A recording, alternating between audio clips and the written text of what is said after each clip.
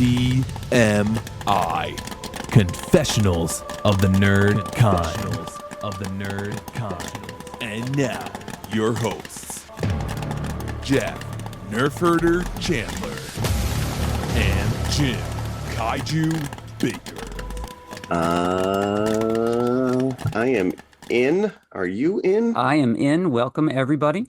Everybody run. There's a bunch of people running around with damn masks trying to kill us. Friday the 13th, we have 2 in a row this year, February and March, right? Can I ask you a quick question, though? Because I'm not as familiar with some of this stuff. Does Jason only show up on Friday the 13th? No, he does. There's no... So it's not like Michael Myers. I don't know if only there on ever Halloween. was like a shot of a calendar or anything. But maybe really... the lore is, I'd have to go back and look at that first one. Maybe the lore is that the mom killed or Jason died on Friday the 13th. Could be that. Do you remember there was a syndicated show? It was the Friday the 13th, the TV series. Yeah, but that was like nothing to do. It had nothing to do with this. Yeah, it was owned by Paramount, so they own the name. It's kind of like the 1998 Godzilla. Just, it's not Godzilla. Just but call I remember, it that. I remember watching it, and they were just like going after artifacts. It was it was like the X-Files That's exactly what it was. Okay. It was the X-Files before the X-Files, and it actually is a very good show. I've seen its entire run. 2 cousins. They own an antique store, but in the basement they have like a vault of supernatural items. So it's kind of like The Conjuring, where they're keeping the genie in a bottle. It's like their job to take these off the street. Wait, this is almost like Harry Potter collecting Horcruxes. Yeah. Oh, interesting. And the fun thing is they're basically standalone episodes, all of them. But whenever they go into the vaults, you see the items that they've collected. Oh, look, there's the Infinity Gauntlet. And I think there was one episode where one of them got stuck in the vault with everything, and then all that stuff started coming back at them. So it was a cool show. I would highly recommend it if it's available out there easily to stream. It's got to be on one of these streaming services. It's probably Paramount Plus, because I think it was a CBS show. Now owned by... They own Warner now, right? I was going to get into it, and then I didn't. We've got basically one company that owns like everything now. So, so we are talking Scream 7, which just dropped literally like 2 days ago. Yes. Sitting in the theater. I'm going to tell you right now, I didn't see this when I first got into my theater, but when I left, I realized there was quite a few people in my screening wearing the damn mask. Were there? Yeah, there's a good chance I might have punched you in the face. Yeah, there was nobody like that in my screening, although there was a girl that had like a ghostface football jersey. I forget what the number was. I don't know if that had any significance, but the face was all over the jersey. Gotcha. I don't know. There's a fan group out there. Definitely. Yes. Are they fans of Scream or are they fans of Stab, though? Yes, this is where it gets convoluted. Yeah, very convoluted. If anybody who's listened to this show more than once, whenever we talk about this horror stuff, you know that I was so resistant to this episode. I waited until the very last minute. I watched Friday the 13th, Saturday morning, and then went to the 1:00 showing of Scream. So I got them both out of the way. During the day. At the very last, during the day. Actually, I asked the manager at my local Regal if he could keep the lights on. Yeah, could you open the window, please, so I can see the sunlight? Yeah, I need to breathe. And can you get those people with the stupid mask out of here? I don't need any jump scares while I go up to the bathroom. Jerks. So yeah, we are nowhere near Halloween, and yet we have all this. This is a prime time. This is a prime time, the beginning of the year for horror movies, because generally the studios stay away from the big tent poles in the beginning of the year. So the horror producers figure that they can make a quick buck on a couple of weekends, and it's usually that's what they do. So yeah, there was, like I said, my first showing was not until 1:00, which I find odd, but maybe that's because it's rated R. I mean, it doesn't. I don't know. Like what? Because a 9:00 showing is going to bring in kids? I just found it odd that it was that late. Whoever the powers that be at Regal or what have you. Oh, it's March, it's February, it's cold out. Let's not waste money on employees and put them. Well, I'll tell you what, my theater was hopping. Was it? There was a fair amount in my screening. When we left, there were a lot of people in the lobby. Well, let me tell you, I went to my local, I didn't go to Regal. I went to my local small theater in New Paltz. So it's, it's a privately owned chain, and it's a 4-screen theater. It's a very old building. There's a lot of nosebleed from the theater next door. And what were they playing? But the Elvis concert movie next door. So whenever there was a quiet, you got Hunka Burning Love? I could hear like Suspicious Minds or whatever he was singing on the... I'd want to go next door. That seems like that's counter programming right there. Yeah. Imagine if they pulled the mask off and it was Elvis. How you doing, baby? Doing all the killing? How you doing? Thank you very much. I'm here to kill you. Yes, indeed. So I have one little news item I want to touch upon, and I'm going to get a little personal. But after that, we will dive into this. It's not even in Woodsboro anymore, right? No. It started off in Woodsboro, but then it goes to another location. But yes, let's hit the news. We are going to spoil this movie. Yes. If you have not seen this movie, don't listen to us, because I'm telling you right now, if you go to IMDb, the first name on the credits ruins.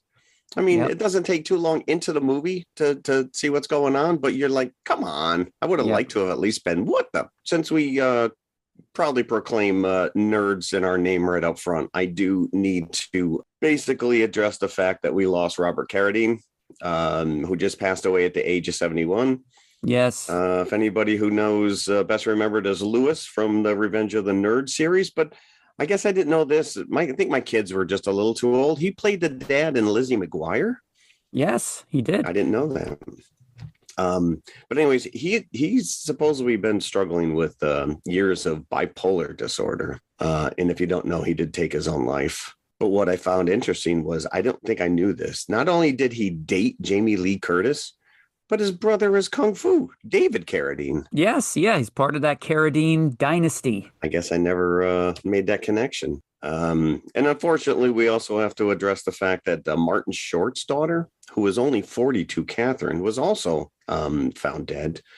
I guess she'd been struggling with mental health and took her own life. And as somebody who's had to deal with a fair amount of family members who decided that they had no out. If you're someone who's out there struggling, there is a hotline. You can either call or text 988, or you can chat at 988lifeline.org, and it's open 24/7. Life is worth living. That's all I'm going to say. Mm-hmm. And now let's talk about these movies where everybody gets killed. So that may be the worst segue in the history of this show ever. Listen, if you're having issues, if you know somebody, if you're struggling, there is help out there. Don't feel that your only out is to go away. It's not worth it. Scream 7. Now, was this... So in 2022, and I didn't write down the episode that we covered 6. Was that the first where they considered it a reboot, sequel, requel, whatever we were calling it? That was Scream 5. That was the first one with Jenna Ortega. There's always somebody on the phone in the beginning of these movies, and she had the Drew Barrymore role. Okay. And was stabbed at the beginning, although her character did survive, unlike most. And then she survived to work the rest of that sequel injured, and then she came back for Scream 6, which took place in New York City, and that is the one... Which they do make a reference to throughout this movie. Yeah, that's the one that did not have Neve Campbell. She had a little cameo. She didn't, because if you remember, that was the contract dispute. So she wanted... I thought there was a scene where they called her and she was out walking the baby. I believe that... Am I wrong? I don't think that was wrong? 6. I think that was 5. How many of these did you make me watch? You probably didn't watch all of them. No, I know I didn't. Because I think we've watched 1, 2, and then at least 5 and 6. So maybe I only missed 4. She completely sat out number 6. So now that's what they kept talking and harping on. It's an in-joke. Yeah. So that whole movie was supposed to reinvigorate this franchise. Out with the old, in with the new. Don't even bring back legacy characters. Let's bring in, who is it? Melissa Barrera and Jenna Ortega were the 2 leads. Yeah. and they were supposed to be front and center in this movie. And then what happened? Melissa Barrera. She went online and spoke her mind. Yeah. And we see what happens. Gina Carano. Not a lot of people appreciated that. So she got fired almost immediately, I think, from that movie. And then Jenna Ortega, in solidarity, I guess, also quit the movie. Although she's never, come out and said, I'm quitting the movie because of what you did to Melissa. The reports were literally, it was like the next day, but depending on what slant you want to take. Yeah, I think the official word is scheduling conflicts. Is that the equivalent of irreconcilable differences? All right, maybe she made air quotes as she was actually saying that she had scheduling conflicts. But yeah, so because of that, they're out and the old is back in. She was washing her hair that day. As much as we can let back in, because if you remember, our first big spoiler alert, Dewey dies in part 5. Yeah, and that's what it was 5. It wasn't even 6. It was 5. That was 5. I am mushing these all together, and I do remember even not being like attached to these. Like I have no attachment. I got no emotional attachment to this franchise, and yet I was mad that they killed Dewey. I guess you really have no choice when it comes to a certain point. You have to tell the audience, we mean business. You're not going to expect this. We want to have some surprises up our sleeve. So I guess he was the sacrificial cow of Scream 5. Well, moo. If they really wanted to shock the audience, they would probably have killed Melissa Barrera and Jenna Ortega's character, at the beginning of this. Albeit off screen, they would have to do it. They're not mentioned at all. I said, you mentioned the fact that, New York was the last movie. And yeah, there's multiple references. Really sorry, Sydney, you sat out that last adventure in New York. And it's almost like you turn it to the audience and just winking. And you're like, remember that movie? Yeah. So. And you're also assuming that the audience knows the backstory of Nev Campbell's contract disputes and the exit of Melissa and Jenna. So it's kind of a niche joke, right? Not everybody's going to know that. No, but I mean, even I knew that. I mean, they had to have. Well, you and I are in this. We're sort of in this business to know that. So, yeah, okay, fair enough. Joe Schmo, who's sitting behind you, going, "Dude," in the audience. Where's Dewey? Dewey was dead in 5. Sorry. Yeah. Yeah. So Nev Campbell is back.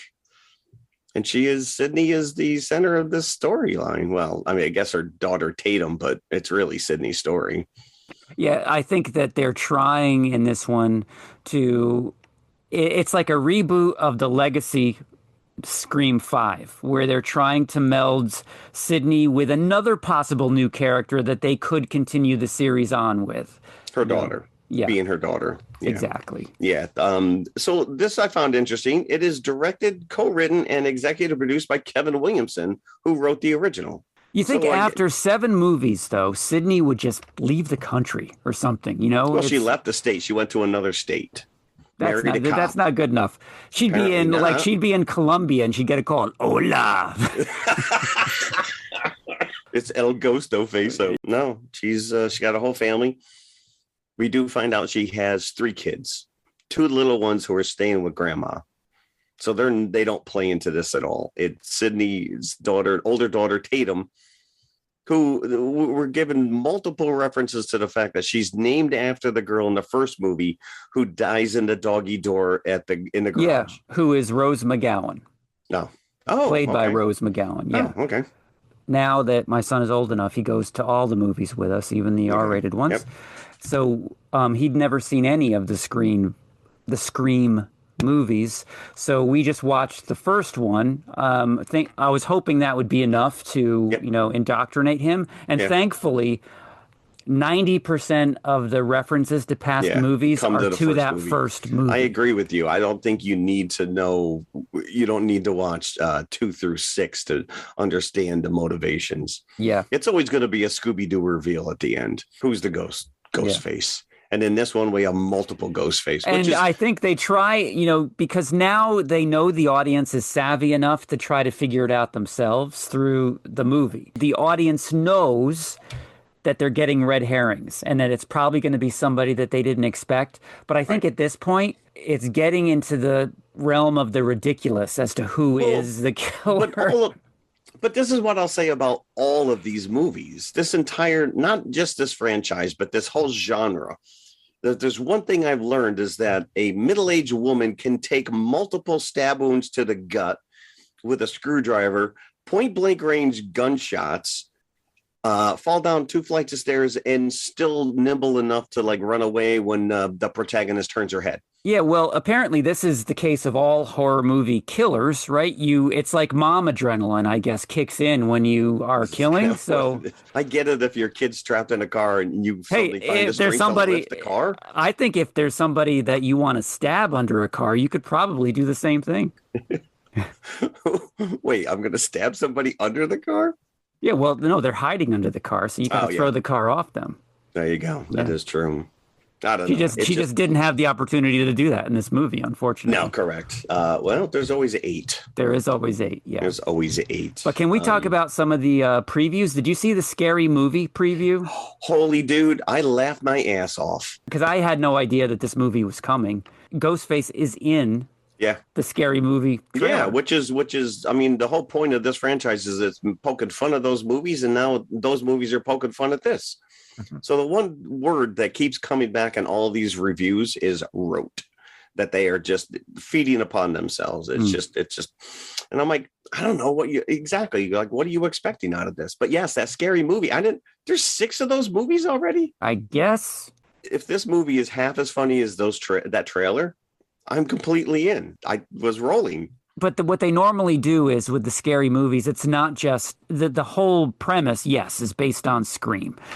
But they always throw in all the horror movies that have been popular between the Scary Movies. In there, right? You got Mile is in there. Just that opening scene where they're in the subway and everyone's dressed in a different character. The lead character is named Tuesday instead of Wednesday. Yes, correct. Which is a Jenna Ortega joke. So you'd think that they would probably even go to that extent of making a joke about that.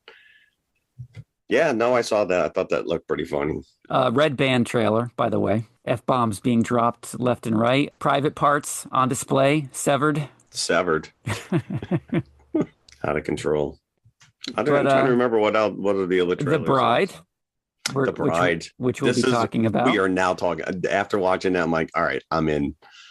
That looks insane. Well, it's too bad that we already talked about the Sting, Jennifer Beals, The Bride, because that looks like it would pair perfectly with this, but we still have the original to fall back on. We'll go back to the source material. Yeah. Scream 7. Yeah. So the movie itself, we know, okay, spoiler alert again, Jeff's already said it, but if you don't know anything about Scream 7, haven't seen it, stop listening now, come back after you see it. We know, just due to all the press he's been doing and all the news reports, that Matthew Lillard is in this movie in some way, shape, or form. Stumacher. He had a TV dropped on his head in the first movie.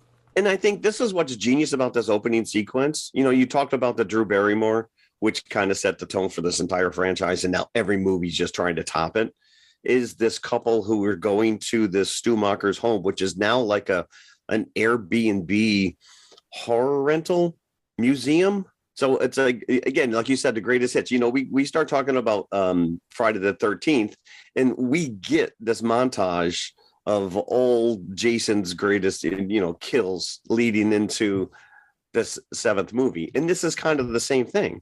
Oh, look, there's where the TV fell on his head. Oh, that's where so-and-so was stabbed while she was at the kid. So it's reminding you, I mean, there's literally outline of body parts with fake blood. The guy's taking pictures left and right. There's little placards telling you, here's where this is where everything went down. There's the fake Stab movie posters everywhere because in the Scream universe, they've made movies called Stab instead of Scream. And was it based on her book? Based on Sydney's, book. Yeah. So this is where it gets very meta and it kind of eats into itself. And there's an animatronic Ghostface that it shows up multiple times in the background, and you get one jump scare, and then you find out it's just a this little sensor, a motion detector, yes. Animatronic, and you just know that at some point it's going to be a real human. Yeah. You're literally looking at it in the back. You're not even watching the main characters. You're watching this stupid thing going, all right, at some point, someone's going to swap this thing out. Yeah. And sure enough, it does. So you have this annoying couple. Well, it's actually more so the boyfriend that's the annoying one, because he's the horror aficionado who's geeking out over everything, over all the body outlines, all the fake blood. And it's like, as you said, a museum where they've got little stands that show this is the TV that fell on Stumacher's head. This is the room where the party took place. And the girlfriend is just trying to appease him. She's not interested one way or the other. Wouldn't want to sleep there? Yeah. No. Listen, my wife dragged me to Scotland and made me sleep in a haunted castle. And she's like, oh, I thought you'd like this. I said, it's funny when I watch it on Scooby-Doo. I don't need to be in a room where somebody really was killed. And there's a ghost. Yeah. And then they get a call because there's a phone, there's a landline there. And it's an old 90s phone, just like in the original movie. And it's somebody that kind of sounds like Ghostface, but not really. So this is probably like the Airbnb rental agent. Yeah. So, he pretends that he's Ghostface. He's like, do you like scary movies? And he asks them some questions. The call ends with, please give us a 5-star review if you enjoy our services. It's actually pretty genius. Yeah. I thought it was clever. I thought it was a very good way to bring you back into the franchise, into the movie, without just knocking you over the head with, recaps. But I thought what was great about this scene is that almost in every single shot during this phone call, the fake phone call, you can see the Ghostface animatronic in the background. Yes, that's what I'm saying. You're watching. This is the thing you're keeping your eye on because you've seen these movies before and you know how they play out. As unrealistic as it is that someone's able to sneak in, swap out that stupid robot thing and pretend that you're now it. These people in all these movies, they have no spatial awareness whatsoever. In our second movie, you got people running around in the woods. You don't hear this giant guy sneaking up behind you? No. So the boyfriend at this point knows that the girl is not too jazzed on being there. So what does he do? He dresses up as Ghostface and tries to scare her. I'm sorry. I would have killed him. So now you're annoyed at this guy. So now it's okay if he gets stabbed repeatedly. And he does. And I believe that she knew what she was in for. But as you said, the animatronic comes to life. So there was a swap out at some point. Yeah. And even though we're watching it the entire time. Yeah. When did that happen? Yes. And the thing probably does weigh about 150 pounds. And now that you're thinking it's either, spoiler alert again, a middle-aged woman or like an older hospital orderly having to make the switch. Right. Yeah. Yeah. So here's the question. Based on who we find out is the killer later, who was it here? Or was it both of them? They both had to move that animatronic. It was too heavy for one of them. Yeah. I don't know. You know how you stop this whole thing? Stop making these damn stab masks. Put that manufacturer down and who was it? Ben Cooper? We find out Ben Cooper's the bad guy. Did somebody trademark that, or is it public domain? Who knows? Oh, that's a good question. Scott goes down he's the more standard kill. It's the poor girlfriend who didn't want to be there. Yeah. That gets the more extravagant kill. Hanging from the chandelier. So Scott goes down pretty fast. And so now the girl's getting chased by Ghostface. They struggle on the top of the stairs. He falls straight down, unencumbered, and hits the floor. Yeah. So again, if this is one of the people that is revealed to be Ghostface, they're not getting up that easily. No, that's what I'm saying. Yeah. It just defies all logic. And so she is left hanging on the chandelier because she fell too, but she was able to grab it. She's trying to pull herself back to the stairs. She can't do it. She falls right on his knife and on top of he rolls around at the last minute and stabs her. So she's impaled from a great height. There's no hope. I'm assuming they're not getting their rental money back on that. No. The poor girl, add insult to injury, pours the gasoline on her, steps over her burning body to leave the burning house. So you're set up to think, okay, I know Matthew Lillard is in this. This is Stu Macher that's doing all this. Led you halfway through the movie. Is Stu Yeah. still alive? How is he still alive? Yeah. Could he be doing this? Why would they come back to his house if it wasn't? Right. You know? Right. Get out of my house. I don't remember it being like in the middle of nowhere. Like there was no other houses around it. Yeah, in the first Scream movie, they had to like drive up like a Food of the Gods country road to get to the house. Right. Yeah. The Mocker estate. Somebody bought that house and went to a large extent to turn it into that museum, only to have this a-hole burn it to the ground. I know. I hope they had insurance. I really hope do. so too. I'm sure that they did, though. They probably would have had to. I'm sure that maybe it was the owner. People messed that house up when they stayed. Maybe it was there. just the owner trying to get an insurance policy. Yeah. He made a killing. That would really be in line with a Scooby-Doo ending, wouldn't it? It's just I own the house. Yeah, I did it for the insurance. You know what it costs to keep that house maintained? Kids.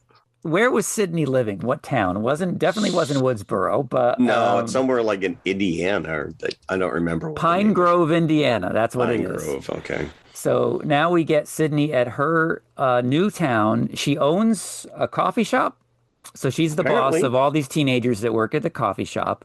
Yeah. Previously, in the other movies, her husband was played by Patrick Dempsey. Can't Buy Me Love, Patrick Dempsey.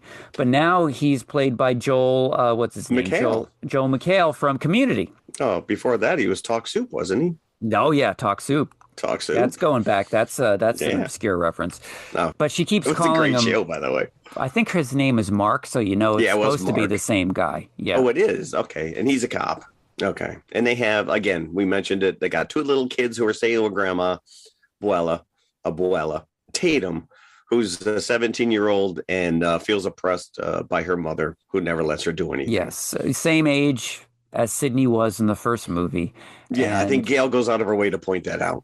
And there's so many sequences that kind of replay here from the first movie because Tatum's boyfriend shows up outside her window. Sydney comes in, tells him to leave, and immediately she gets called a hypocrite by her daughter, who only knows about her mom's past because of the book and all the multiple docuseries that have been come out about the killings in Woodsboro. And so Ben is played by Sam Rechner, who plays it just creepily enough. Yeah, you're on the fence that you don't really like time. This guy. And like you said, they go out of their way to try and make everyone a suspect. Yeah, so he's as smarmy as Billy was in the first movie, and they're actually reciting dialogue to each other from the first movie that you only assume was from the Stab movies. That I don't know if I picked up on that. Again, just having watched the first movie right before I watched this one, it's like the beginning of their conversation is the same. Well, it is the same writer. He's like, I'm just going to crib my own notes. You know what's the most unbelievable, unrealistic aspect of this entire movie is that a 17-year-old girl has a Duran Duran poster on her wall in the year 2025. Right. So it's a recent poster of Duran Duran, not like a retro 80s one. Yeah, I didn't buy that at all. She doesn't seem cool enough. Although it's got a pretty decent soundtrack. It does. It's got the Nick Cave Red Right Hand that was in the first movie again. So it played in the first movie over a very similar scene of Woodsboro closing down in fear. Again, they're hitting all the beats of the first movie. Let me ask you this.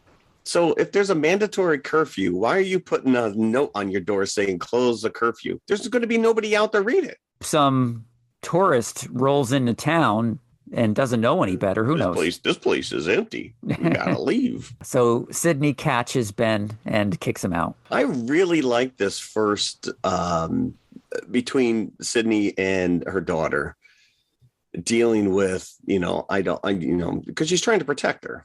As a parent, you understand that she's not, I want to shield her from all the crap that I dealt with. And we've seen this before recently in all the new Halloween movies, because Jamie Lee Curtis's character is like a recluse now. So she's the next step away from Sydney. But at least Sydney, you look at this house and it's like state-of-the-art security system. She has a safe room. But who has a safe room with an unsafe escape route? Exactly. If Ghostface really tried to look for them, he could get in the back way to get into that panic room. The safe room is that once you're in there, you're safe. You can contact somebody. No, let's go find your dad, what do they police officer. They leave the panic room as soon as they get in there. Right.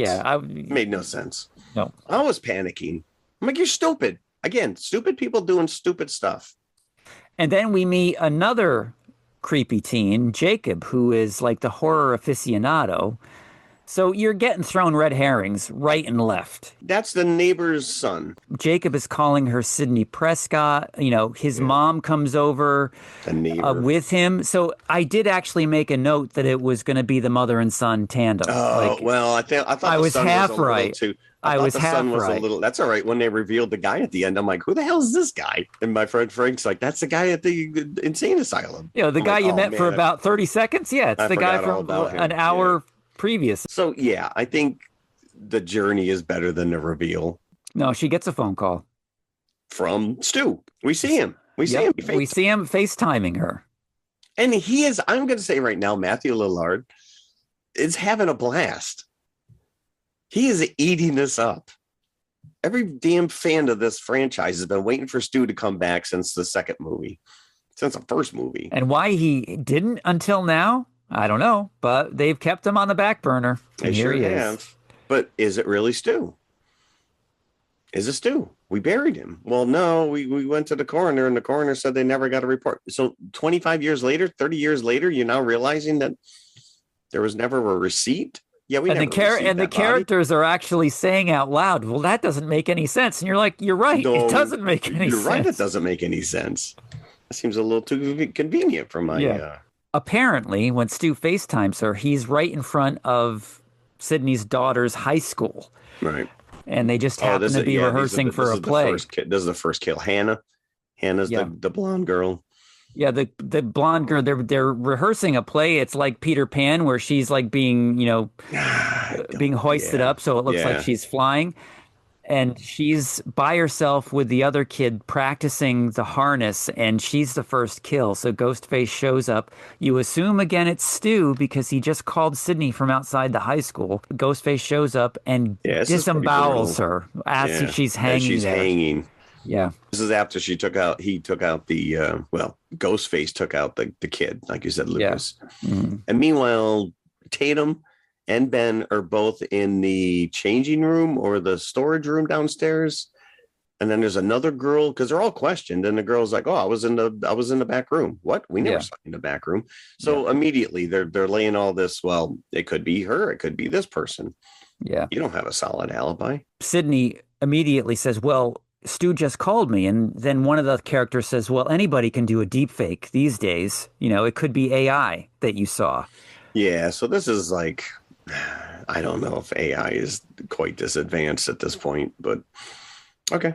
So then we get an intense house attack right after this, because apparently the same guy dressed as Ghostface that killed the poor girl hanging from the rafters in the theater goes to Sydney's house.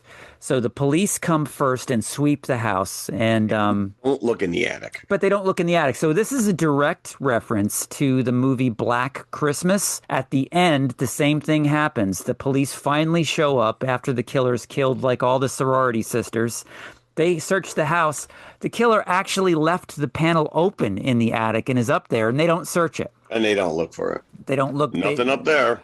Yeah. Well, that's the attic. He wouldn't bother going all the way up there. You're going to have to fight all that insulation. That's asbestos up there. So the police, of course, leave after they're satisfied that there's nobody in the house. And they don't leave somebody. No. Knowing that she's a target.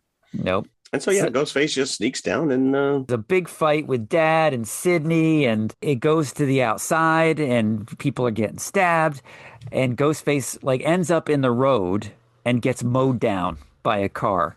This reveal, when Gail steps out of the car, my audience erupted. Right. But how did she know that was a killer? Who knows? It's just some cosplayer she just ran down. Listen, don't take chances. Yeah. Shoot him in the head. Double tap. Boom. Runs him over. And the guy that was with her. So these two were survivors of previous movies.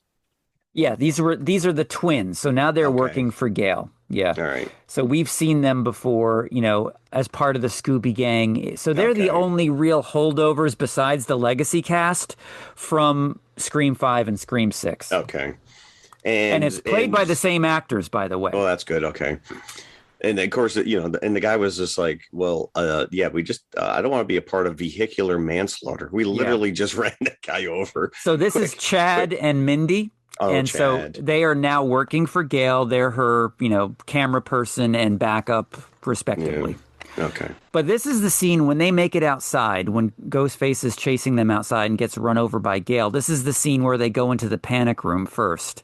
As soon as they're in the panic room and they shut the door, we got to go get Dad. There's a back way out of here. So she opens the little partition in the closet. It's like a little Bad Ronald partition in the bottom of the floor. It'd be great if it was back there. Ronald was here written on the wall. So now they're sneaking through the walls like Jerry from Tom and Jerry to get to Dad or get out. And of course, Ghostface hears them through the wall as he's, walking around the living room trying to figure out what to do. And he is stabbing through the wall at them. And I'm thinking to myself, how long does it take to even sneak across just this one room?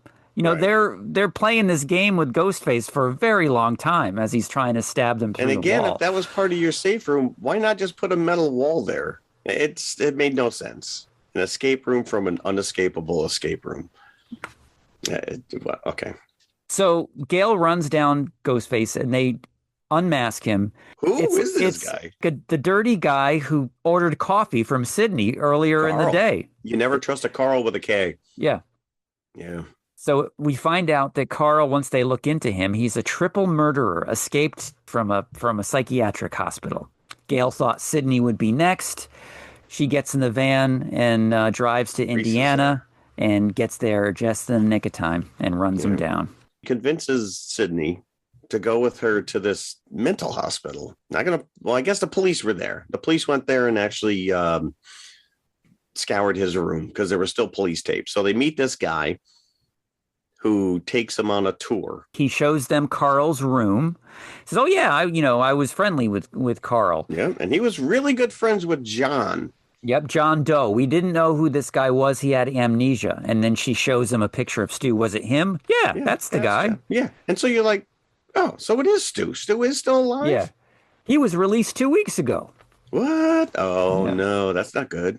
Yeah. It's not good at all. So this feeds into the idea that it is, in actuality, Stu who's put this Carl guy up to it, but Stu is still out there because he's still calling them on the phone. And they can't trace his call. Yeah. And he always seems to be like right outside. Well, if you can deep fake a face, I'm pretty sure that you can green screen a background. So now the twins kind of take over because they've had 2 movies worth of experience. So they're like, well, we need to gather all the suspects in the same room.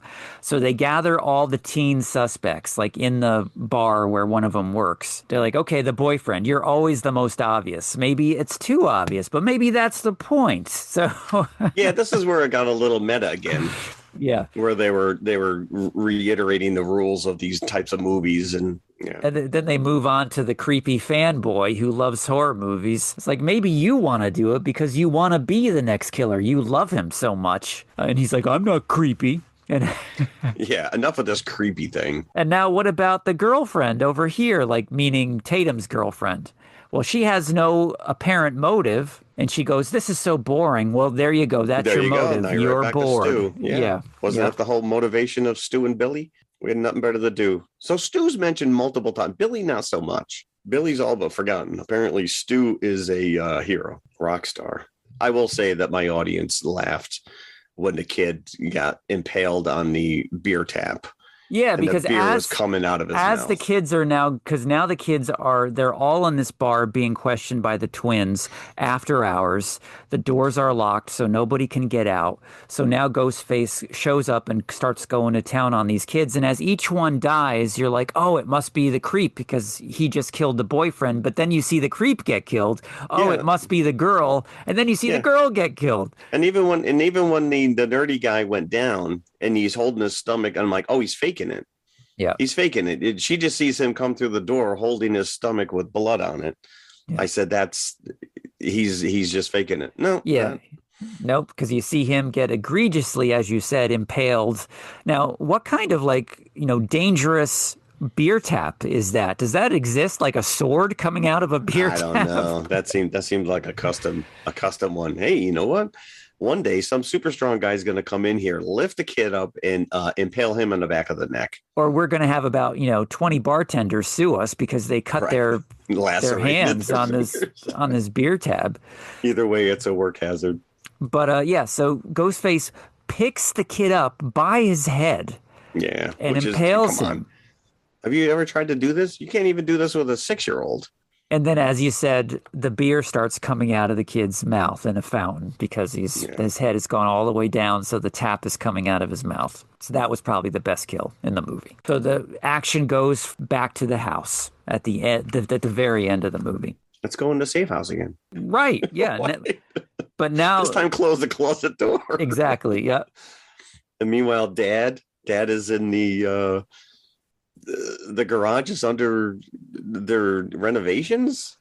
Yeah, this was the largest garage I've ever seen because Dad just kept walking and correct. Yeah, multiple garage. The door's half open. He's like, oh, I wonder who left this open. You are the worst cop ever. What the fuck? He's hearing stuff that he can't explain in the garage. He sees his toolkit spilled onto the floor, and then the capaldus sees the door open and never puts 2 and 2 together. No, he didn't even draw his gun. No, so he deserved to get stabbed, although apparently he was alive. Times. He was alive. Yeah, that's that was another one. I was like, oh, now she's missing her husband, but no, he was still alive at the end. So once Ghostface, says to Sydney, come back to your house, I'm where the heart is. She runs back to the house. Now all the screens start coming on, all of her TV screens, and you see the Stu on her TV screen talking to her, who morphs into Laurie Metcalf, who was from Scream 2. Whose mom? That was Timothy Oliphant's mom, I believe. Her husband cheated on her with Sydney's mom, so it's a whole thing. So it's not even worth going into. Okay. And then we have, what's the guy's name? Scott. I didn't know who that guy was. There was another guy that showed up. I didn't know who that was. I think he was from Scream 3, if I'm not mistaken. Okay. He was the killer from Scream 3. And then Dewey shows up, and I'm like, Dewey wasn't Ghostface. Yeah. David Arquette looked a little rough around the edges. Yes. Yeah, great. These are all people who turned out to be Ghostface, right? Yeah, so it never was Stu is the whole thing, because this reveal, when all the ghost faces take their final bows, it is actually AI, and it's the orderly who was doing it because he used to be employed by Google, he says. Google. So again, they threw out the red herring that Ben knew something about AI, and at one point we're in the bar, he was taking screen grabs of the Stu videos, and he had a laptop that when they got in the car, Tatum looked at it and it was him saying all the things that Stu was saying. And he's like, no, you're misunderstanding. I was just trying to see if I could make it work. And I'm like, when did you have time to film in front of a green screen? Yeah. And actually say the same things that he was saying. Right. I would just be testing 1, 2, testing. Correct. I am not Ghostface. Testing 1, 2, 3. I am not Stu Mocker. If the police happen to be watching this. Yeah, and he comes back into it only to get stabbed himself a little bit later. Yeah. Yeah, well, you should get stabbed just for that haircut alone. So at the end of the house fight, and this is what you're saying, the middle-aged woman, it turns out that the mom of the neighbor. This is where it gets really convoluted and ridiculous. Yeah. Her reasoning for being Ghostface. So she is the mom of the horror fan, the teen horror fan. Yeah. Jacob, I think his name was. Yeah. And so she explains that she became obsessed with Sydney after the Woodsboro incident because she had an abusive husband and she saw Sydney as somebody to look up to. So she ended up killing her abusive husband. Got away with it. And now, for whatever reason, she wants to kill Sydney. Why? Why? Yeah. No, the motivation it makes no sense. And then the orderly... So he was lying to them the whole time. Killed her own son because he reminded her of her husband. That was her reasoning for impaling her own son. Yeah, she killed her own son. Because I was going to ask that. Was it her or was it the other guy who took out her own son? Well, I would assume it was the guy because he had to lift him by his head. Right. Well, that's the other thing too. Right. Yep. That kid's got to go. Reminds me of my a-hole ex-husband. But who I before killed. that reveal, like Ghostface, as you said, is getting stabbed multiple times, falling downstairs And because there's a huge height difference between these two people. But Oh, okay. there actually was between Stu and Billy as well, because Stu towered over Billy. And I bet you if you went back and watched those movies, did they go to the extent of actually showing you that they were, who was it? Like, When? so you would know who was under the mask Yeah, during whatever right. scene? I don't know. No. Yeah. Yeah. Oh, you caught his stuntman. Oh, this is why she wanted to kill Sydney because she was creating Sydney 2.0 in Tatum. Oh, that's right. Because they caught Tatum and had her all tied up, and then decided they're going to drag Dad out in order to monologue. Yeah. This is one thing we learned from what's his name in The Incredibles. Don't monologue. Don't monologue. You caught me monologuing. Yeah, that's right. So Long enough for Dad to take out the knife and cut Sydney's. So Dad is still alive, and the orderly's like, "This is one tough motherfucker." He says, I think that was the line, and everybody laughed in my theater at that. After the reveal, they fight in the garage. Sydney and the mom. Sydney hits her with a brick. She doesn't go down. Stabs her in the leg, doesn't go down. Sydney starts getting choked out with an extension cord, and then Tatum saves the day and shoots. Well, hold on, because Sydney actually takes the screwdriver out of the lady's leg and stabs her multiple times in the gut. Well, she does like a Game of Thrones where she grabs the screwdriver out of one hand, then switches hands. Yeah. There you go. But like the whole thing is that Tatum steps up because Tatum has said throughout this movie that she's afraid. I'm not you. Yeah. I'm not as tough as you, you know. And this is where I like it, because Sydney was like, I've done her no favors. I've done everything in my power to protect her from this. And yet now it's at our front door and she doesn't know how to protect herself. Tatum now can kill people too with confidence is the message that I took away from this. I'm Sydney mother. Now the boyfriend's dead. The boyfriend, I think he died in the bar. I think he made his way into the locked bar somehow. Or maybe it was the house. I don't know. But he did die. No, because he was out of the bar. Because they had already left the bar when she beat him with the laptop. Yeah, he shows up somewhere with a gaping wound on his head, and I think he gets killed. Yeah. He does, yeah. Yeah, it's hard to keep track of what's really going on and who is who. So at one point, I'm like, no, they couldn't have made the twins the killers because you don't see the twins for a very long time. And also, Gail disappears for a very long time. There's that interesting thing where they go live on TV where Gail convinces Sydney to finally they want to draw Stu out. They still don't know if Stu is really Stu. And so they go live on TV to they ask him to call in as they're on TV. Right? Like it's Larry King Live or something. Ghostface, you're on too. Oh, yeah. Oh, we have another Ghostface on line 3. Wait a minute. He's not Ghostface. I'm Ghostfaced. I'll kill you, Ghostface 1. I'll kill you. I'll meet you in the Times Square. Suddenly we're in the dating game here. Bachelor number 3. Yeah, he sounds like a real killer. Number 2. My idea of a romantic date. After that scene, you don't see Gail again until like the post-credits scene. And like better to do. There's another. She's barely holding herself together because you see that she's taking meds and her hands are all effed up, and they do make mention of Dewey. Because if you remember, there was a huge Ghostface Gail fight in the New York movie where Gail got stabbed multiple times. Sure. And yet keeps coming back. These people are all like on adrenaline, and I don't know what the hell they're taking, but Ritalin. To make a long story short, this movie does deliver on the kill part of Scream. Like there are some inventive kills. There's a lot of suspense leading up to some of these inventive kills. But the movie itself is far-fetched. You have a feeling that far-fetched to an extreme point once it's revealed who the killers are, because you have a feeling that, okay, this is going into ridiculous territory now as each of the most plausible suspects are killed in front of your eyes. So you're like, okay, there's not many people left that can be. That's what made me think that one of those kids that was quote unquote killed wasn't really killed. Right. And that you're going to see them come back. It was fake blood, and it was a prop knife from the drama department. And no, that didn't play out at all. So, and they made the drama teacher out to be a real jerk at the beginning. Yeah, so and he's a would show up. possibility. He showed up multiple times in the background, and you're just Yeah. like, you even had Gail like, I don't know about that guy.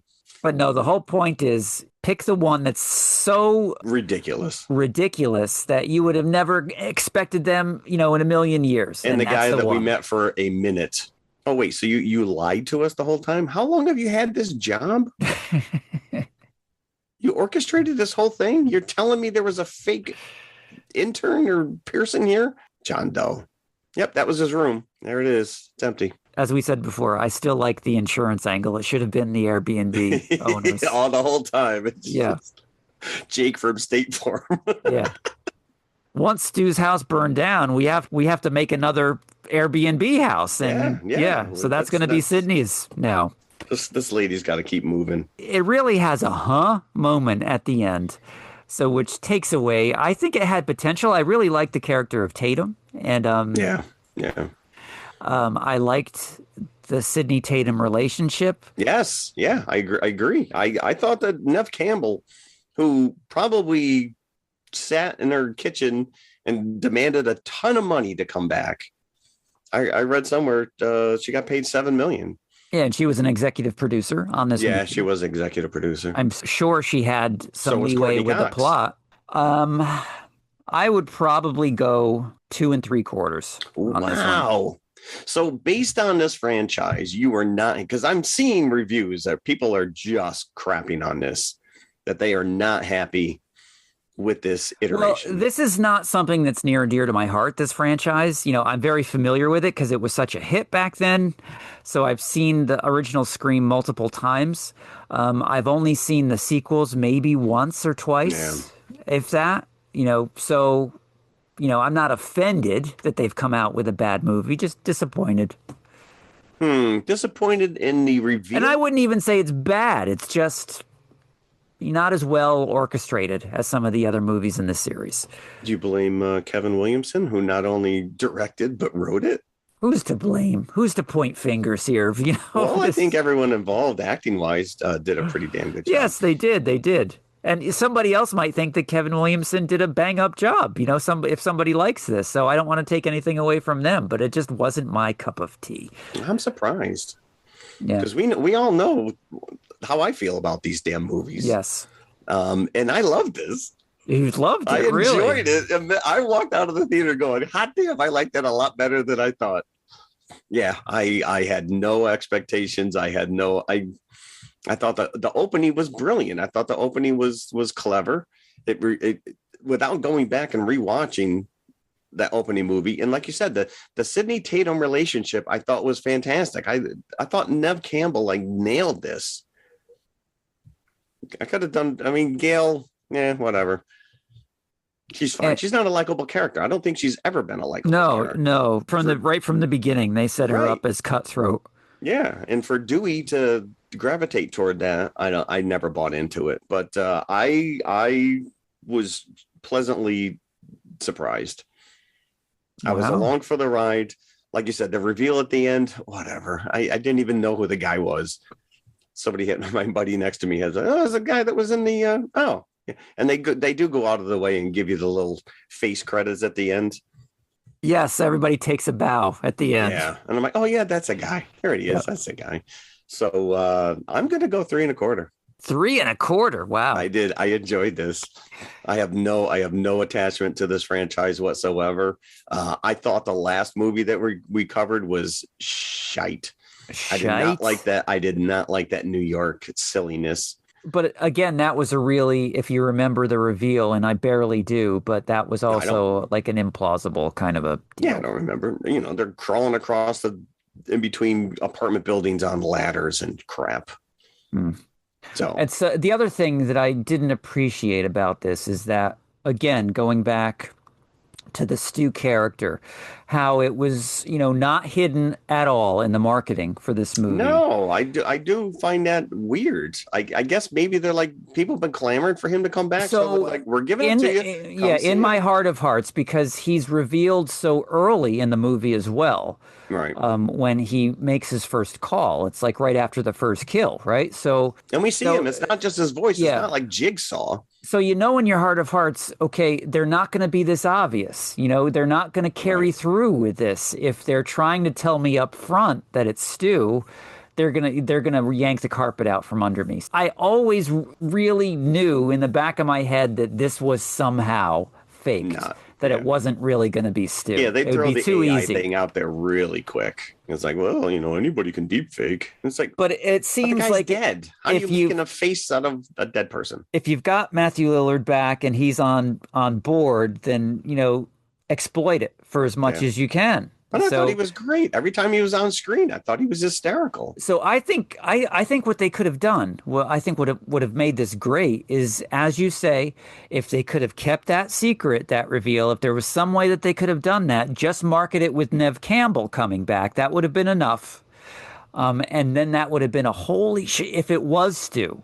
Like, if he was the killer and if he was alive, that would have been a really great reveal moment if you didn't know it was coming.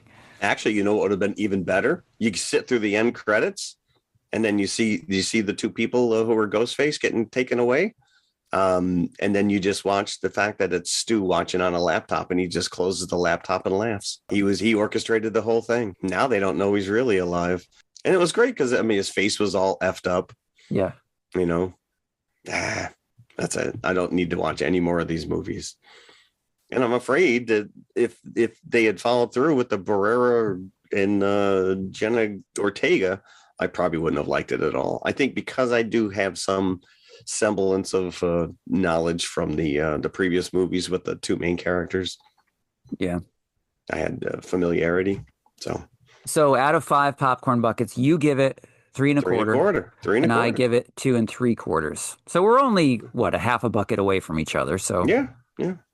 The divide is quite so bad as it sounds. All right, so let's leave Woodsboro, or not Woodsboro in this case, but Indiana. Let's leave Indiana and go to the concession stand. So this week I was faced with pairing something up thematically with these 2 slasher movies. Oh no, is it blood pudding? It's not blood pudding. It's not far from where I ended up, but I'm going with a defunct candy, something that has not been around for quite some time. So this is going to be more of a remember when than a history, because there's not a lot of history on it. Freshen Up gum. Is that the one that's got the juicy center? So if you were to stab this gum, it would bleed. It would bleed.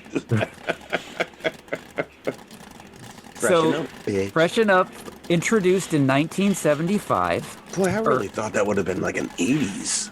No, well, it existed into the 80s, of course. No, I know, but I don't remember. Okay. Produced by American Chickle.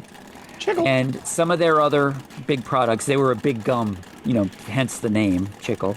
But Chiclets is American Chickle. Dentine, Trident, Beeman's, Blackjack. So most of the brands of gum that you know of, outside of like the big bubble gum, Hubba Bubbas and Bubblicious, was American Chickle.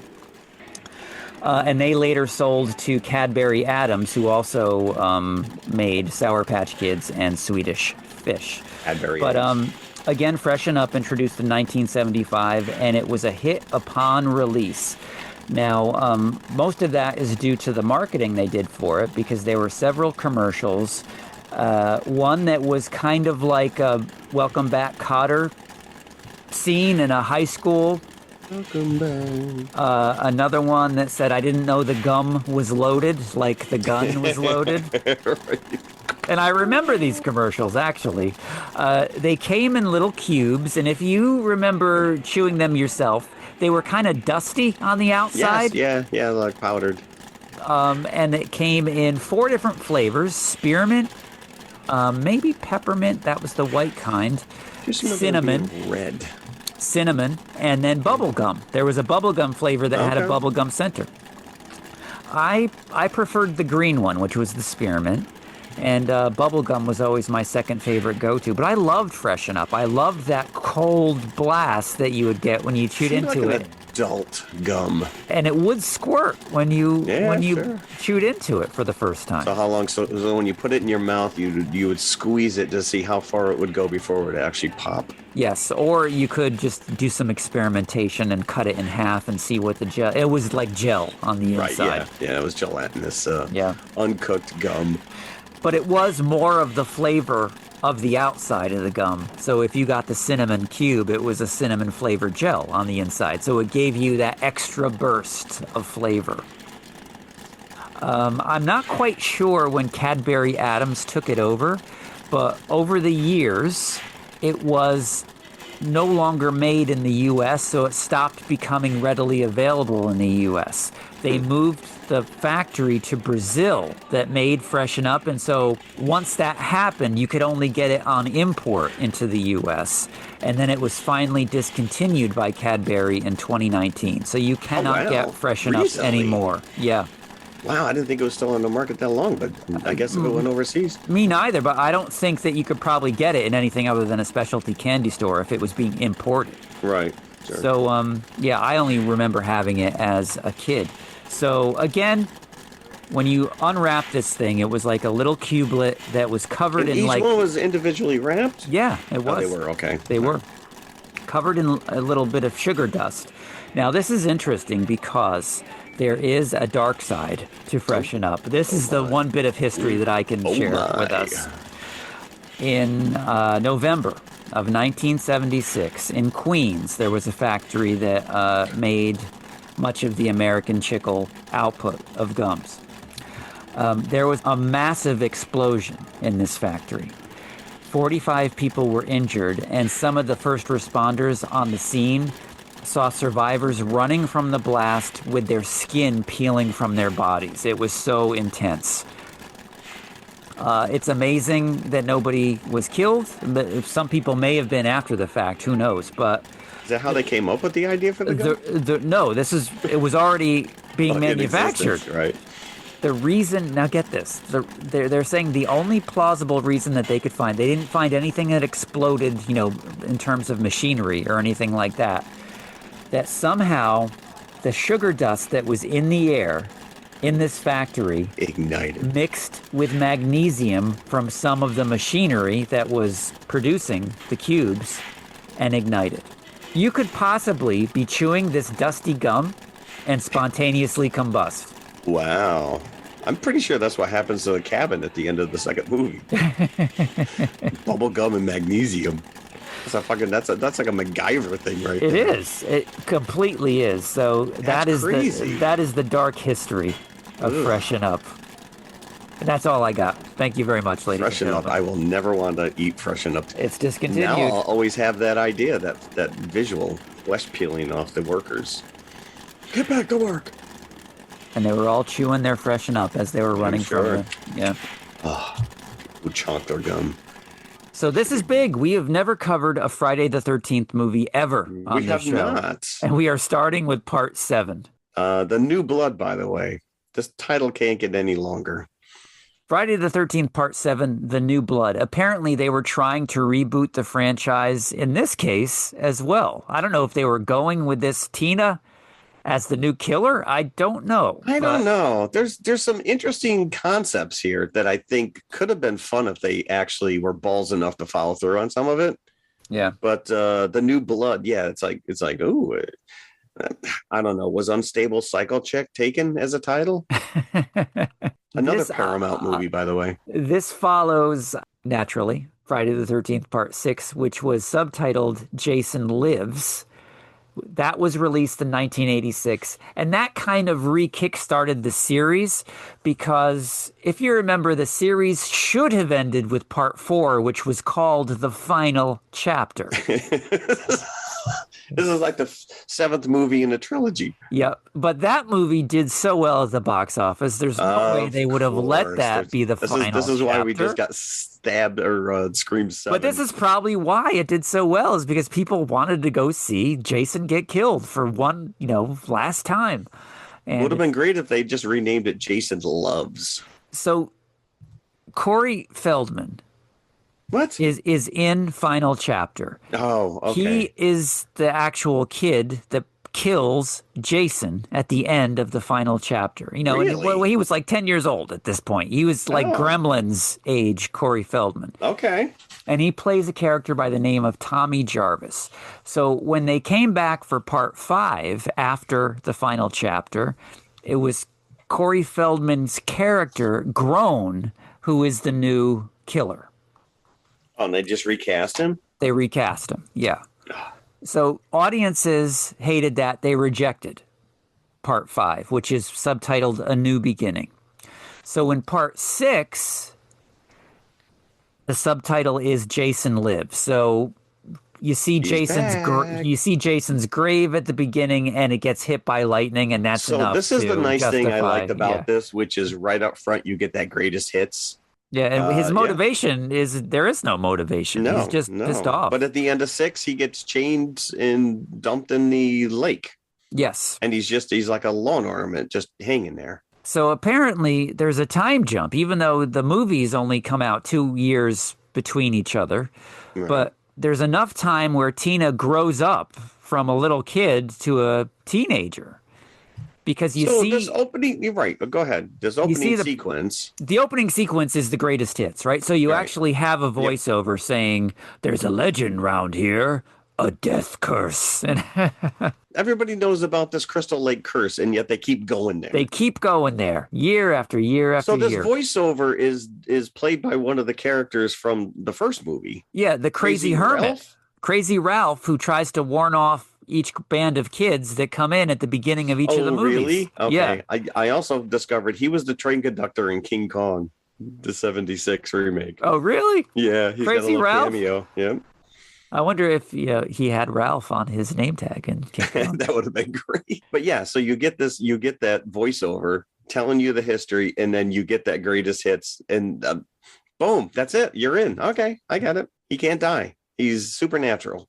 So, as you said, the end of the greatest hits montage shows the ending of the previous movie, where the main character there goes out on a boat to bring Jason out to him, and manages to put like a weight and chain around his neck, thus pinning him to the bottom of Crystal Lake.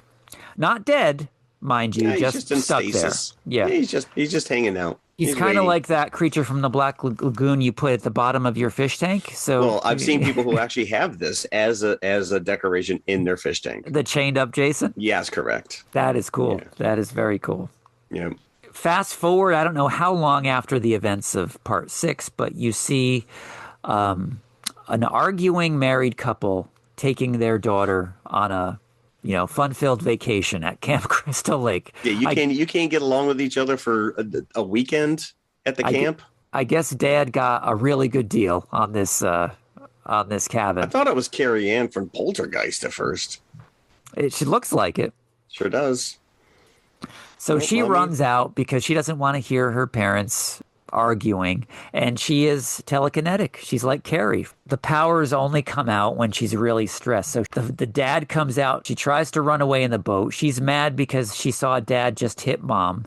So she drowns Dad. No, honey, Daddy hits her because he loves her. So she causes her father's drowning death. Kills him. In Crystal Lake. And so now Dad is at the bottom of the lake right next to Chase. Yeah, I'm going to say it right now. He has a cameo at the end. So, but then you cut to you time jump. Yeah. And it's like, it's her because she's still got the same hairstyle. But it's like 10 years later. So, because she's like an older teen. Now she's like a teen. So the and same I don't know mom. This lady who plays her mom, but it looks like she's wearing old lady makeup halfway through. It doesn't look like she should be that old. They just put crow's feet around her eyes. She's now brought her daughter back to the same cabin with her psychiatrist, trying to bring her back to the scene of her greatest trauma. I don't know, is the this greatest. Guy's the worst therapist ever. Yeah. Horrible. But you might as well just go electroshock therapy. And he's yelling at her throughout the thing, but you realize the reason he's doing that is he's only trying to bring out her telekinesis to abuse her power. So did you recognize this guy? Did you recognize this therapist? I wanted her to blow his head up scanner style. Is Bernie from Weekend at Bernie's.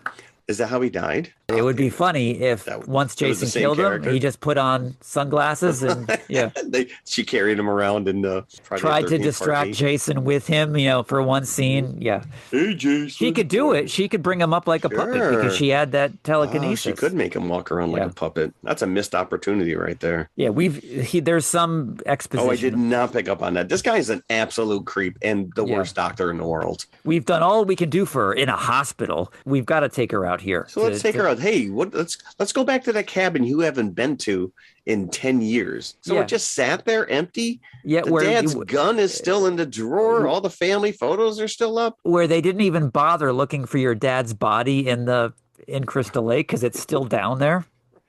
Yep. No, I'm not going in there. Yeah. You go in there.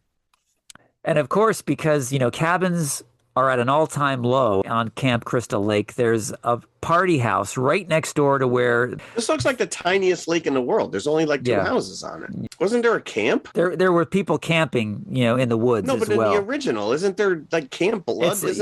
Yeah, it's a huge camp that's on the lake. Yeah, but that's not in this You never movie. saw it. No. It looked like a little pond. Mm-hmm. I don't know. So so you're already questioning the motives of this doctor. And the doctor has the matches out on the table. He's like, move them. Come on. Yeah. And the mom's just worthless. And there's a bunch of kids next door who are all just going to get slaughtered. Yeah, especially because they're all mean girls that are there that are just making fun of this Tina the minute she comes over to say hello. Bikinis. Yeah. Yep, and you've got the stoner guy, you've got the geeky, we've got science fiction guy, Eddie, who's trying to write a sci-fi novel. You got Melissa, who's like the wasp. Russ is the tight ass. Nick, we got the pothead. We got the wallflower. Got them all. It's like one-stop shopping right there in this cabin. Yeah, and they're all there to celebrate somebody's brother's or cousin's birthday. Yeah. Who at one point she says, "Do you have a picture of him?" Why, yes, I do, right here in my wallet. Yeah, I always carry a picture of my cousin in my wallet. Yeah, this is us getting married. Look. That's not a red flag. Wait a minute, this is not Kentucky. What the fuck? It did make me laugh. Like that was your phone back in the day, your wallet where you kept your pictures. True. Not a picture of my cousin, though. That one I might have to be like, I don't. It's a surprise party, so the cousin's car breaks down. Of course, he is the first victim of Jason. So he never shows up to the party. No. And again, stupid people doing stupid stuff. So they're already in the woods and he has to pee. And so he goes deeper into the woods, away from his girlfriend to pee. You're already in the woods, just pee. Yeah. I did like the fact that we had a flashback to her trauma 10 minutes after we saw it in the opening sequence. Just in case you don't forget about this, let's go back and rehash. So not only because Jason's getting busy even before he makes it to the cabins because he kills the birthday boy and his girlfriend. Well, she awakens him. That's how with her psychic powers. Is that what happens? That's what happens, yes, because she's so mad that the therapist is being a jerk that she awakens him and the chain breaks. So allows him to float to the top. So now he's loose. He's been holding his breath for a long time. Yep. So Jason kills the birthday boy, and then he kills the 2 campers, and this is the sleeping bag scene. I was is this like an homage to Prophecy? I think it, although it cannot and did not beat the Prophecy sleeping bag scene. No, but he beat it. But it's a yellow sleeping bag, and he literally just picks her up. So this girl is out camping, and she's complaining that she's cold. So what does she do? Strip down to her undies and then crawl into a sleeping bag. That's pretty counterintuitive to being cold. Yep. Keep your clothes on, then crawl in the sleeping bag. But yeah, Jason doesn't care about that. He grabs the sleeping bag, he holds it together and slams it against the tree. Just whack-a-doodle. Oh, boy. Apparently, Kane Hodder, who is the actor playing Jason in this movie, they, had to make the sleeping bag heavy enough so it looked like he was swinging something and he kept losing his grip on it. So at the end of one take, he's just mad that he keeps dropping it. So he kicks the sleeping bag and they kept that in the movie. Maybe you're going to tell me they duct taped it to his hand or something. No. At one point, I did appreciate the fact that they referred to Tina as Marilyn Munster. I Yeah. was like, that's a pretty deep cut right there. So yeah, Tina is now sweet on the lead guy who's over in Nick, was that Nick? Nick in the party house. The head mean girl is looking to get her claws into Nick, so now she Oh, hates Tina Melissa. even more. Yeah. Yeah. Later, she tries to get into the other kid's pants just to piss off Nick. And But then there's that one kid, scene when they're showing them barbecuing, and they've got a bunch of shish kebabs out on. I'm like, those are coming Huge. back. Those are coming back. Nothing. No, No. you never got to see those. I did like the fact that this was what, 88. This movie came out. But we still had the Yes. norms where the girls were forced to clean up the house and provide all the cooking. You just sit back and relax, young lady. But the doctor's scheme is working because Tina's getting madder and madder during this trip because the doctor's just getting under her skin. She throws a TV at him at one point. He's like, we're making progress. Yeah. What? She's destroying the house. Yeah, that's what I want. Release your anger. He's like the friggin' emperor trying to get Luke Skywalker to give in to the dark side, man. Jason, during these initial scenes, after Jason comes out of the water, and he is busy, mind you, killing. Well, he's got a lot of killing to make up for. He's been underneath that lake for a while. He's killing the birthday guy. He's killing the campers, and now he's like stalking the house. So at one point, Jason stands outside the window, looking in while everybody's, in the kitchen, and I'm like, why is he being so cagey? He can just come in right now. Yeah. And he wants to see what's going on. Let me see how this plays out. Is Melissa going to get laid? I don't know. He always does this, though, in every movie. He always stands away. Is he coy? Is he really shy? He doesn't want to come in while everybody's gathered, even though he could easily take care of everybody while everybody's gathered. Nope, he waits till they're all individualized so he can kill them one at a time. That's more fun that way. I guess it is, yeah. I do want to know, are these movies take place in like a time warp? Because it's daylight for about 10 minutes. Yeah, I know. It's always dark. It's always nighttime. And this is when people do the stupid stuff. Where is everybody? Let me go out in the woods and see. Lost my earring. Let me go out in the woods and find talk about the stupid stuff. We have the girl and the boy going out skinny dipping. Of course, they get it immediately. Skinny dipping, favorite nighttime activity, a horny teen since 1975. So they get killed. Then we have the couple that are making out and doing it in the van. And the girl is dressed just like Woody from Toy Story. Did you see that shirt? I did not pick up on that. Sorry, you made me laugh. No, but she did get a party horn in the cochlea. And that is not a euphemism. Because there's 10 other people, give or take, at this party house. So they're in the van, they're getting it on, and the guy hears something outside of the van. Hey, that must be birthday boy. It could be any of the other people. Yeah, why they thought it was this guy who hasn't shown up in 2 days. That's surprising. Let's do something funny. Let's jump out of the van and blow these party horns at him. Okay. We just happen to have party horns. I will say, yeah, there's all these birthday balloons, not one single condom. Yeah, the poor girl, the boy gets it first. He gets his head twisted around, and the girl gets the party horn in her eye. Oh, is it eye? I thought he shoved it in her ear. No, I think it was in her eye. Oh, no, my cochlea joke doesn't make any sense. This one time at band camp. You just hear it. Oh, boy. But at one point, Nick is calling Michael on what, the landline? Isn't he supposed to be coming there? Why would you call his house? Did he have like an early cell phone? I don't remember. But at one point as well, because when Tina accidentally releases Jason, she sees him come out of the water. So she's trying to tell everybody this, and nobody believes her because she's crazy. Including the doctor. But then you find out later that the doctor was hiding the evidence that supported her. Yeah, so this has makes no sense because she says he was holding a spike. And she sees the spike in the side of the house. She runs to get the doctor, and it's gone. Well, it was the doctor. Took the spike and hid it in his drawer. Why? So that would mean that she's right and that there's a killer out there. Right. Yeah. No, it made no sense. I don't know. I did go back to the skinny dipping people at one point because he kills the guy before he even makes it in the water. And then the girl is in the water. Somehow Jason slips into the water, goes underwater, and then attacks her while she's underwater. Like, this guy's he's like a freaking ninja.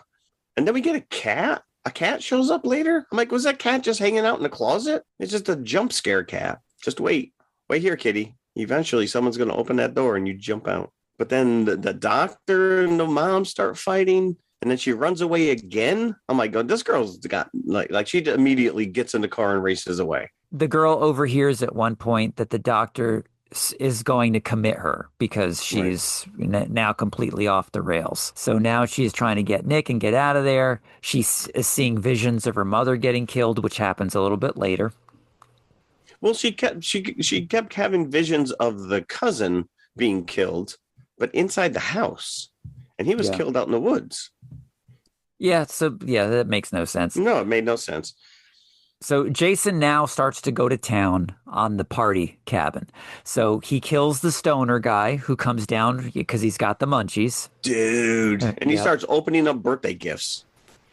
No, not the stoner guy, the geek, the science fiction guy. where because he's upset because the mean girl left him because she said, I only wanted to make Nick jealous. Yeah. He goes, where are you going? Well, I got a date with a soap on a rope. And I'm like, oh, he's going to abuse his penis. That's what he's going to do. Be careful there, young man. But one of the joke gifts that he opens is a penis enlarger, and it's a magnifying glass. It's not funny at all. The one girl that was sleeping with the stoner gets thrown out the window egregiously. And it looked like a stunt double. Yeah, it totally did. A guy wearing panties and undies. The sci-fi nerd, of course, gets killed. So then Nick shows up again to the house to try to get everybody out. I guess now that he believes Tina that there's something going on. Maybe he found Michael.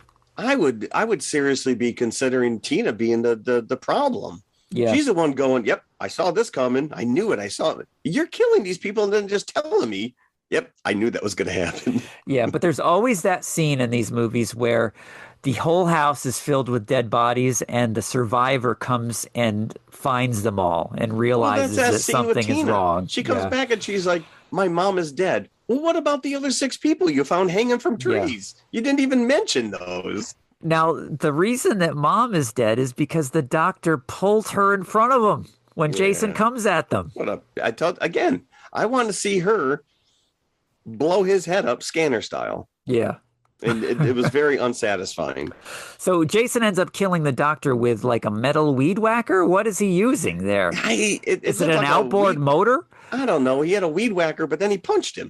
It was like, you've got a weapon right in your hand. Why would you punch him? Yeah, but then he takes a weed whacker after him. Started right up for Jason. So now we get down to the nitty gritty. So now the only survivors are the hero, Nick, Tina, the telekinesis girl, and the mean girl. And the mean girl has no idea any of this is going on yet. So they all gather in Tina's cabin. And they're saying, there's a killer out there. Don't go out there. She's like, I don't believe you. And opens the door. Jason's right there. She gets an axe to the face, and Jason just throws her through the TV set, I think. It's a very satisfying kill. I think that doctor should have sat down with Jason and just worked out his issues. Probably, yeah. Yeah, because he hates stupid teenagers. Mm-hmm. That's really what it comes down to. They killed him, the stupid teenagers. They were, doing it while he was drowning in Crystal Lake. Tina's running around. Is everyone dead here but me? Yeah. But after Mean Girl gets it, this is where we get what we've paid to see, is the fight. This is what we should have gotten an hour beforehand. Right. Because this is what you pay. This is what they advertise. You got this girl with psychic abilities, man. She's going to go off on. He's supernatural. You could have a field day. You kind of get this, and then it doesn't pay off. She does wipe the floor with him. She snaps the mask off of his face, first of all. And now this movie, I read, is a lot of the most screen time for Jason shown without his mask. Yeah, I don't remember, except for like him as a kid at the beginning of the first one. He wasn't even the killer, but I remember that. He looks like Eddie from Iron Maiden cover. He does. Like a cross between Eddie and the Thing from the Fantastic Four. But she strings him up with like wire from the walls to hang him, and that doesn't work. Yeah, she's blowing up the lights. Yeah. She opens up the floor so he falls into the cellar, throws nails at him down there into his head.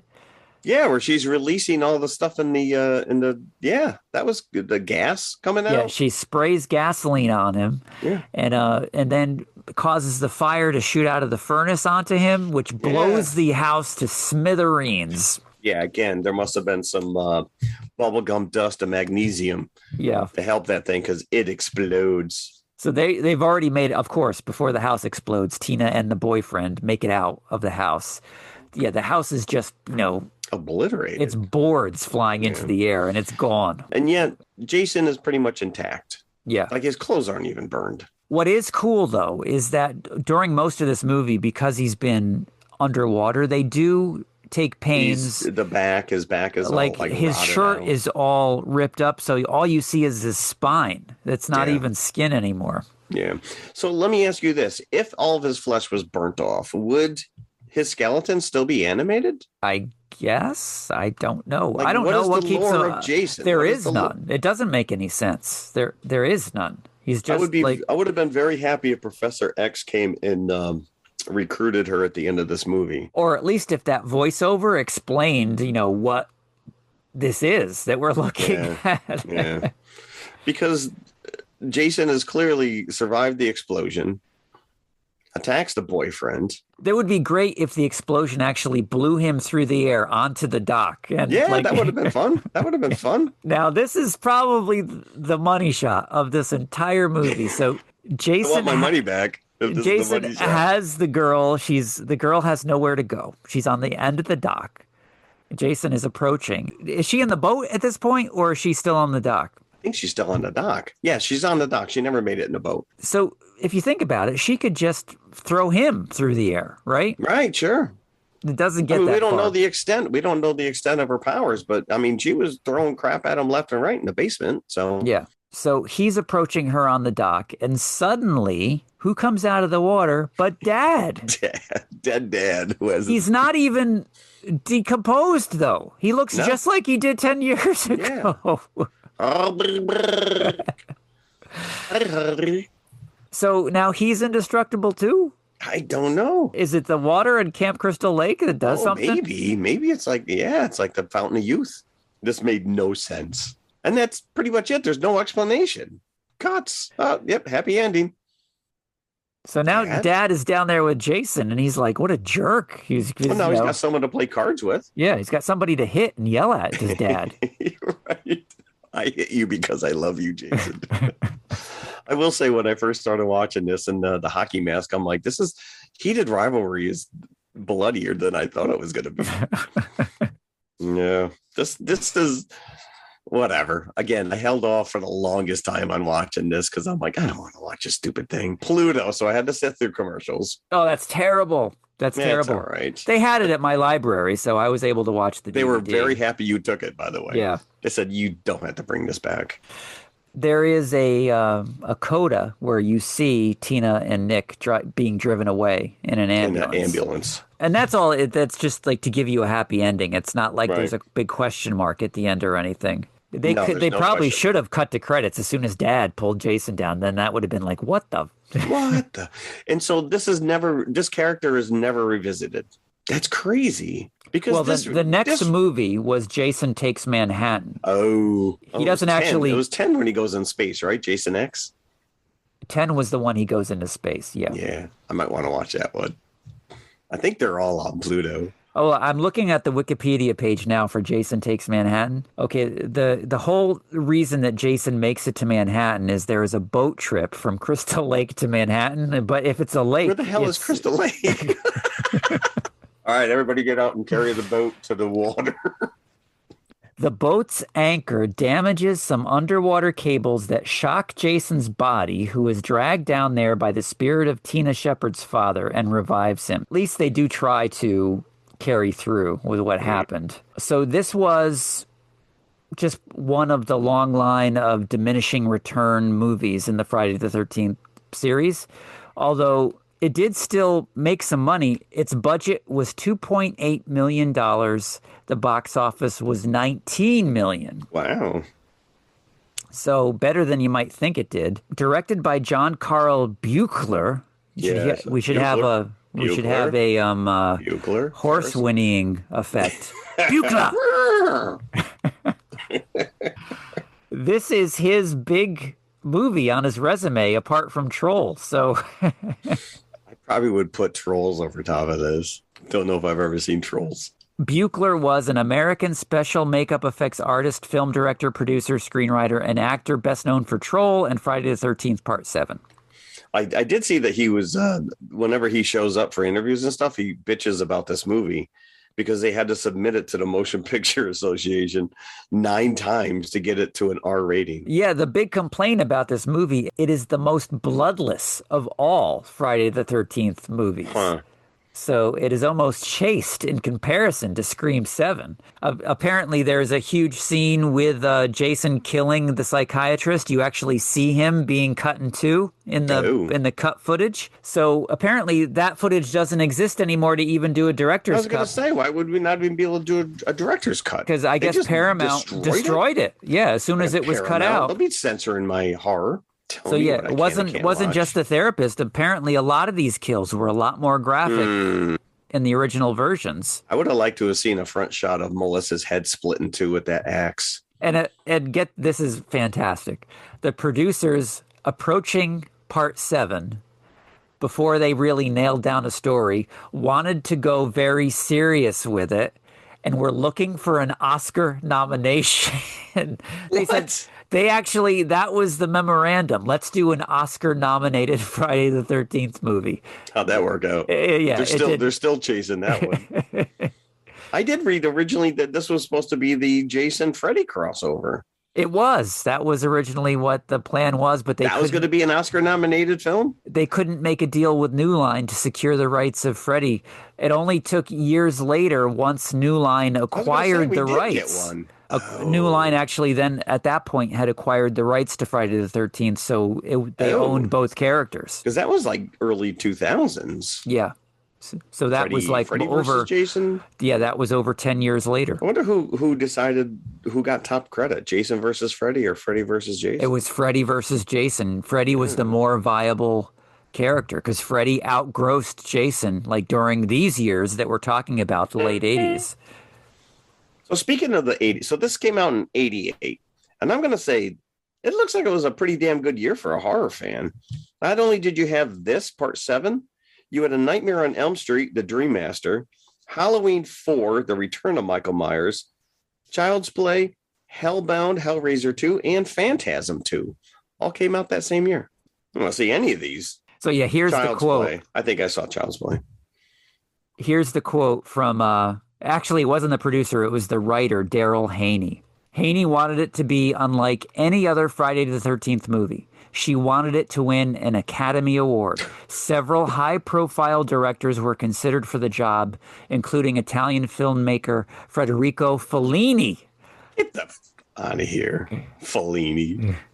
Put that right at the top of his resume. The film's working title was Birthday Bash, so it would be a secret. It was kind of like a Blue Harvest, so it would be a secret as to what they were filming. Well, there are balloons. And filmed entirely in Alabama at Burns Lake off of SR 225. Yeah, cool. Let's go visit. So it was not met with a positive critical response. I feel like this was the way a lot of these were going, because wasn't it Nightmare on Elm Street? Was it Dream Warrior? Yeah. Where they all the kids realized that they had superpowers when they went into the dream world. That was the Dream Warriors. That was with Patricia Arquette. That was Nightmare 3. So the Dream Master came after the Dream Warriors. Yeah, that would have been 4, I guess, huh? Gene Siskel. I'm gonna guess he was not a fan. Gene Siskel gave the film 1 star, citing its weak finale and predictable killings, as well as a perceived misogynistic subtext. Really? Perceived? I was going to say, first of all, that's every one of these damn movies. The Star Gazette. The offbeat Tina is reminiscent of Stephen King's Carrie, but unlike Sissy Spacek, Lar Park Lincoln is unable to flesh out a human dimension. So he focused on her as being the failure of this movie. Yeah, I'm going to put this squarely on your shoulders, young lady. Yeah. So, yeah, if you're looking for blood and gore, you don't pick part 7. But it does have a fairly decent final fight at the end. I will give it that. I did enjoy, as brief as it was, the Carrie versus Jason. Definitely, you wanted more of that. Yeah. Definitely. You build this girl up that she's all powerful, man. She can't control it. Yeah. Her mom just was killed And her boyfriend. You might as well just cut loose. Well, he wasn't killed, but you could just dismember Jason with your mind. Yeah, sure. But just blow him up. He's right looking there. like the Black Knight in friggin' Monty Python. Or as you said, like a scanner's head explosion. But yeah, they didn't go there. They had to keep it open so Jason could come back. Yeah, and to be honest with you, once you lose the hockey mask, then now he's just a goofy looking guy. I wasn't on board with him. Keep the mask on, dude. But I would give it a solid 3 buckets. Okay. I'm going to give it a quarter more than I gave. You actually Scream gave 7. this more than Scream 7. Yes. Wow. I'm going to go down 2.5. 2.5 buckets. I'm giving it 2.5 out of 5. So right in the middle. Right in the middle, just like the hatchet in Melissa's face. Right down the middle. I think that's my favorite kill of all in the Friday the 13th movies is when that girl, the mean girl, gets hatcheted and thrown across the room. So did we do anything else this week? Holy that's crap. worthy I of talking? did so much between these last 2 episodes. Then you can speak on that. So, because I didn't do anything. What? I don't think I have anything to offer today. Okay. Well, not only did I finish up Night of the Seven Kingdoms, which was on HBO. They're only 6 episodes, half an hour each. Solid. If you're a Game of Thrones fans, but even if you just like good character development, this was fantastic. Monarch season 2.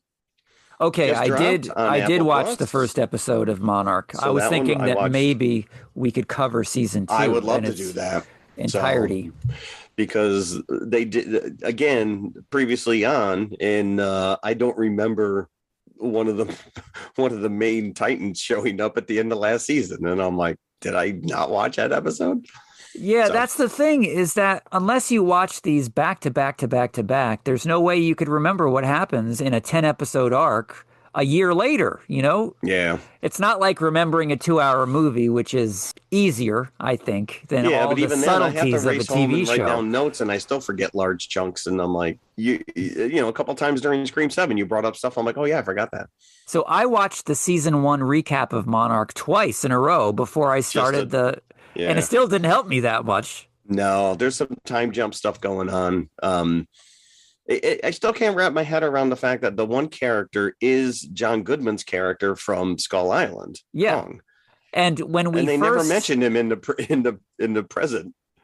I'm really having a hard time with the timeline because when we are first introduced to Kong in Godzilla vs. Kong, Monarch has completely taken over Skull Island and the fact that there's a dome around it, and that hasn't happened yet. No, correct. There's a weird. Yeah, I have the same. I'm right there with you, because when Kong shows up, I'm like, all right, so they've already got a facility on Skull Island, but where does this? And he apparently before the movies, he doesn't like Monarch very much because he's killing people at the beginning of the movie of the episode. But we're told that for the most part he was just copacetic. He was like, we just did our thing and he watched us. Now all of a sudden he's like freaking out. I guess we'll have to find out. But right on the tail of that, because it's also on Apple Plus, I started watching Shrinking with Jason Segel and Harrison Ford. So I'm only 1 episode in, but I'm like, I might check this out. Well, I did do something because I did watch Hijack on Apple Plus with Idris Elba. Oh, okay. And very good. It's it's what it sounds like. He's on a plane that is hijacked. So, of course, he has a certain set of skills that makes him.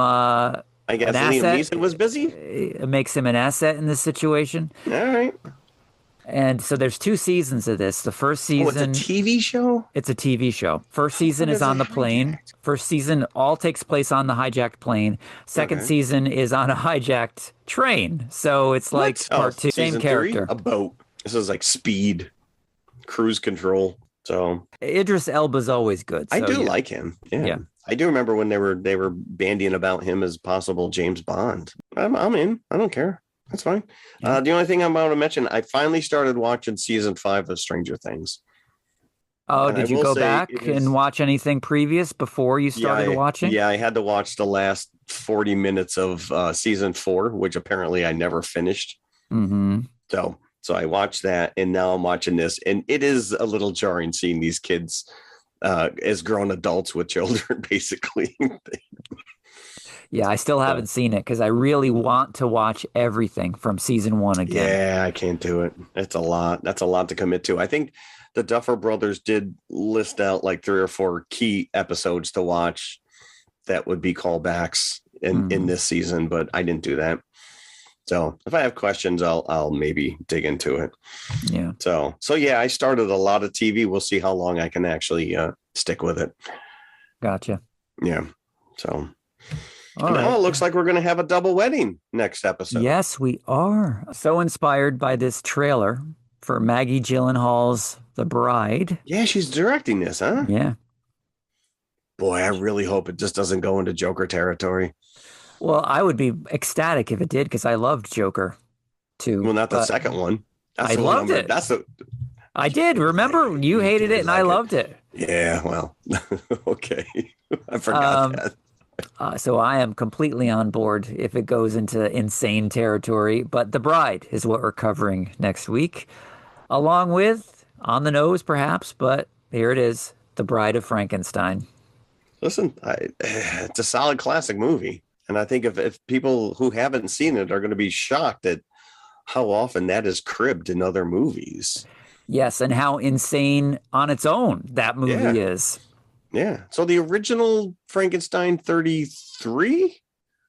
Yes. So this was a couple years later. Mm-hmm. Maybe 38? Same director, so you got the same flavor. James Whale, Boris Karloff back as the monster.